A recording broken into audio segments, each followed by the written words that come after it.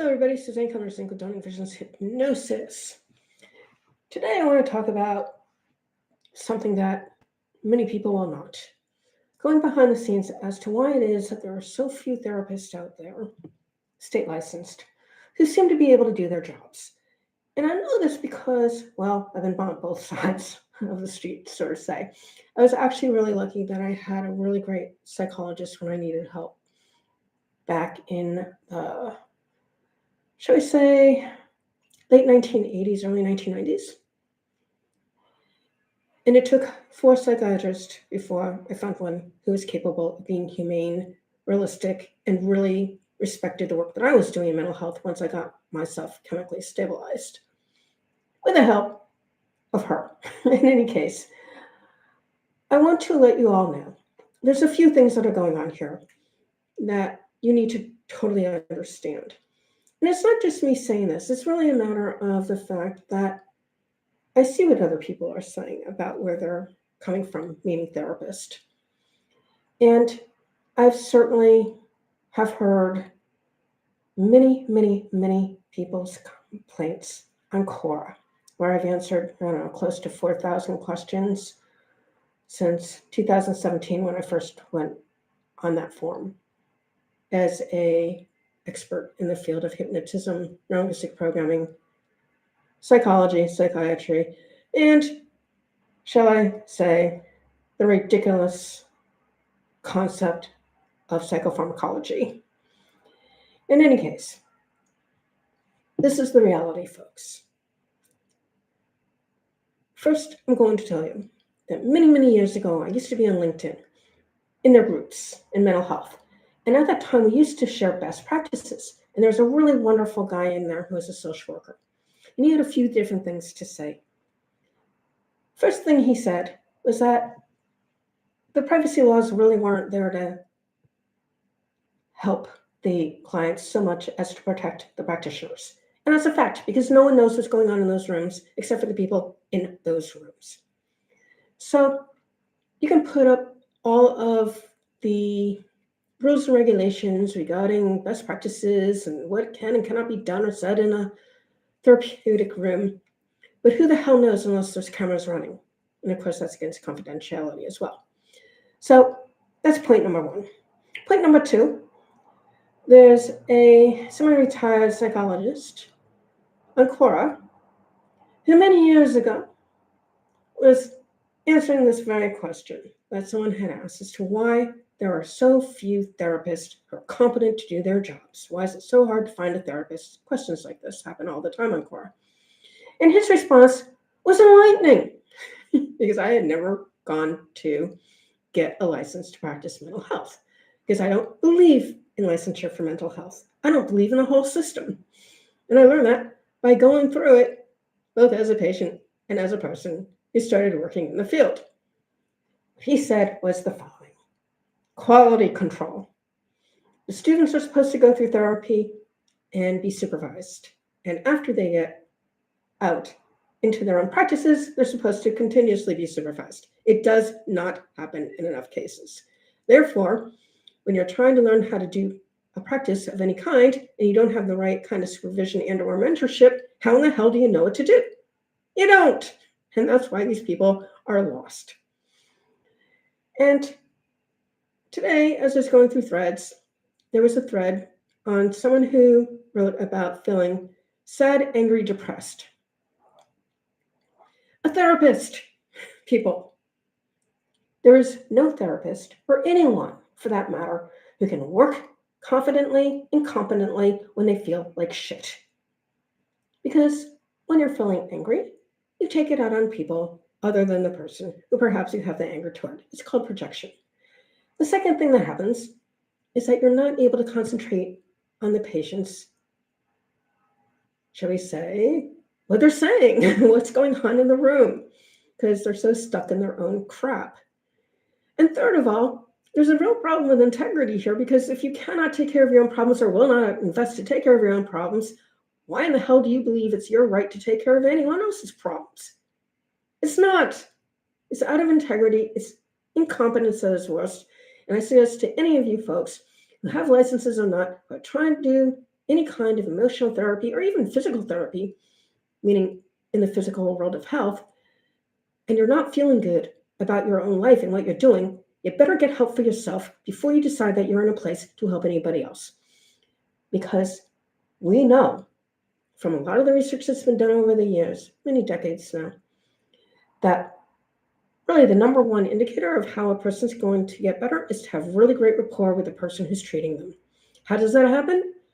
By the person who's treating them being real in their space and being able to explain things in a way that the patient can understand in reality, but in, shall we say, a soft enough tone and manner so that they don't scare their patient and they're there to really help them get through whatever they need to get through.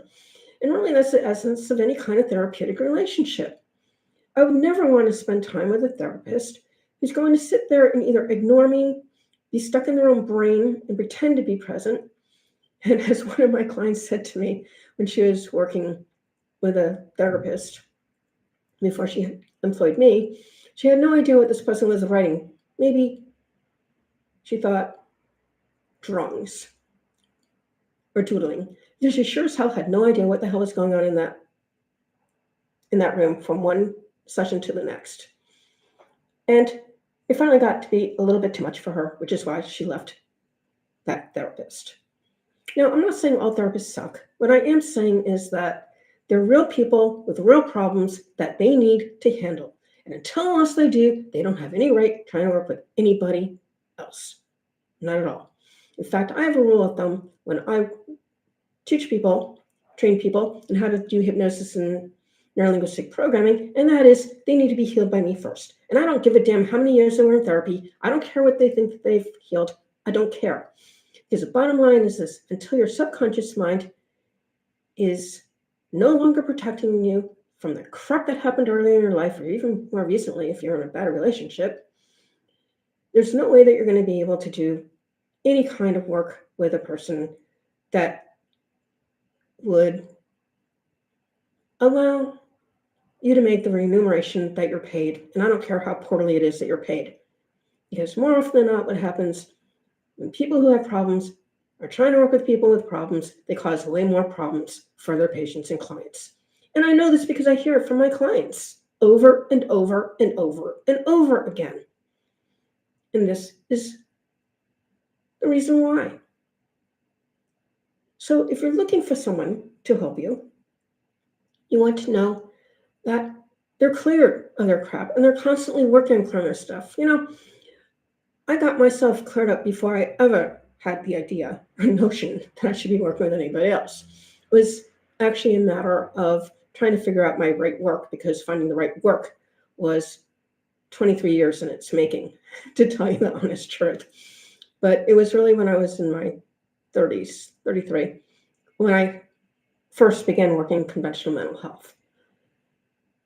And I'm really happy that I can say that, because I didn't belong working with people when I was crazy. And I was crazy, certifiably crazy at a point in my life. But happily and luckily, I was able to find a way out of it, to find my stability and never look back again. And I'm here to tell you that this is what you need, regardless of the modality that's used. People who go into that allied healthcare professions generally get there as I did, because the conventional ways were not working. They're causing more problems. In my case, it was toxicity by the lithium I was on to treat what was known back in those days as manic depression, now bipolar 2. And I was very lucky to have Todd James help me figure out how to get rid of this problem in 5 minutes of timeline therapy. Only because I invested a ton of money into his program. It was the only way that happened. And it only took 5 minutes, because sometimes time is of the essence. And when you've already lost 20 years of your prime years to an illness you never asked for, but kind of runs in my family, you realize how sacred and how important it is to make this investment into yourself. And because of that, I can take a stand for my clients. And the stand is basically this: do whatever the hell it takes to get well. There'll be times when you hate me, and that's okay, because that means there's things that we both need to work on. in order to help you learn how to have really good boundaries with the people in your world outside of our work together. Because unless you learn how to go through this stuff with me, you're not going to be able to do it out there in the world, which is why you're seeing me in the first place. Well, part of the reason. So they understand that, the people who sign up to work with me, and they're willing to do that. And yes, there have been some really great fights that we've had during the work, and sometimes I was wrong, and sometimes they needed a reset to understand reality.